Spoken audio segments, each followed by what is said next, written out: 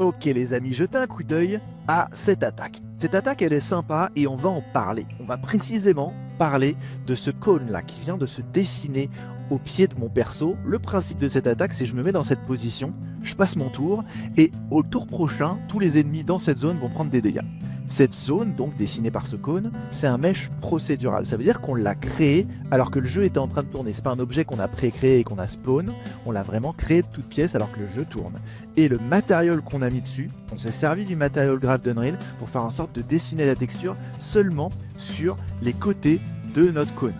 La raison pour laquelle on fait ça, c'est qu'en fait ces valeurs-là, quand on fait le jeu, elles sont assez volatiles. Ça veut dire qu'avec l'équilibrage ou même si on a un buff qui change la zone d'effet de cette attaque, et ben en fait il faut que notre setup puisse changer. Et là vous voyez que en changeant les valeurs, mon cône s'est adapté et mon matériel s'est adapté. Donc ça c'est très pratique, mais autre chose de très pratique avec ce cône, c'est la chose suivante.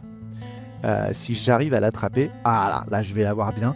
Donc vous voyez qu'en fait on a changé lorsque l'attaque se déclenche le matériel de ce cône, non plus vers le dessin de la zone qui va être affectée, mais bien un feedback qui affecte exactement la bonne zone de gameplay. Et si je progresse mon attaque, vous voyez que ça va accompagner tout le déroulement de mon attaque en dessinant précisément toute la zone affectée. Donc on avait un signal précis grâce à un cône procédural, et maintenant on a un feedback qui est bien legit en termes de gameplay grâce à ce cône procédural et au matériel editor.